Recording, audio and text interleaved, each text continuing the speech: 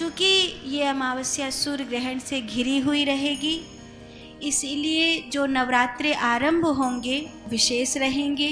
तो एक तो सूर्य ग्रहण के बाद भोर होगी आपकी, तो आपको मंदिर स्वच्छ जरूर करना है, वस्त्र पूरी तरह से बदलने हैं। ये नवरात्रे श्रीवत्स योग में आरंभ हो रहे हैं, इसलिए इस बार ये 2025 22 सितंबर के नवरात्रे शुभ रहने वाले हैं। सुबह 6 बजे से लेकर लगभग 7:30 बजे तक बहुत अच्छा कलश स्थापना का मुहूर्त है। मैं ऐसे ही पत्रा देख रही थी तो मुझको पता चला कि श्रीवत्स योग में जो नवरात्रे आरंभ होते हैं उन्हें बहुत शुभ माना जाता है। ये नवरात्रे आश्विन नवरात्रे हैं, इन्हें शारदीय नवरात्रे बोलते हैं। 4 नवरात्रे होते हैं एक साल में, 2 गुप्त नवरात्रे, 2 प्रकट नवरात्रे। गुप्त नवरात्रे आते हैं माघ के महीने में और आषाढ़ के महीने में।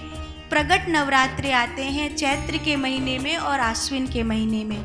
इन चारों नवरात्रे में ये आश्विन के नवरात्रे को सबसे बड़ा नवरात्रा कहते हैं। रावण के वध का ये नवरात्रा है। भगवान राम ने इस नवरात्रे में विशेष पूजा करी थी। इस नवरात्रे में माता रानी को बेल पत्र पर जो सिंदूर होता है, रोली होती है, वो लगा करके माता रानी को चढ़ाएं, बहुत शुभ होता है। कमल का पुष्प माता रानी को चढ़ाएं, बहुत शुभ होता है। गुड़हल का पुष्प माता रानी को चढ़ाएं तो बहुत शुभ होता है। अगर पूरे 9 दिन अगर व्रत नहीं कर पाए आप, तो पहले नवरात्रे और आखिरी अष्टमी के नवरात्रे जरूर व्रत करें। अगर आप पूरे नवरात्रे व्रत रह पाते हैं तो पूरे 8 नवरात्रे व्रत रहें और 9वीं के दिन दोपहर तक व्रत रह करके कंजक कन्या लांगुरा जिमाएं। और फिर आपने अगर नवरात्रे में अनुष्ठान किया है तो उसके अनुपात में यज्ञ करें।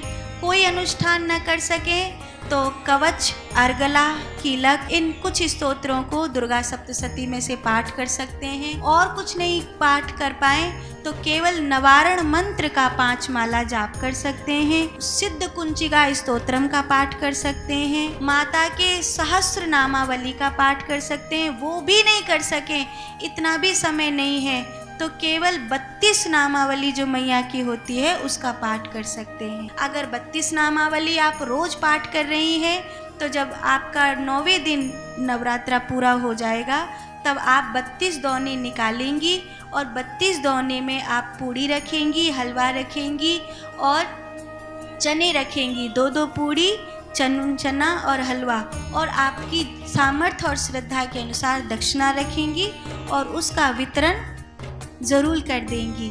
उसमें से एक भाग आपके परिवार का होगा, बाकी सब आप वितरण कर देंगे। तो इस प्रकार आप नवरात्रे करें। आश्विन के नवरात्रे बहुत बहुत सिद्धि बुद्धि देने वाले होते हैं, कल्याण करने वाले होते हैं। कन्या लांगुरा जरूर जिमाएं और भाव और श्रद्धा यही रखें कि माता रानी साक्षात मेरे घर आ रही है। इसी भाव को रखें। आपके नवरात्रि शुभ हों, कल्याणकारक हों, ऐसी मैं भाव दशा करती हूँ।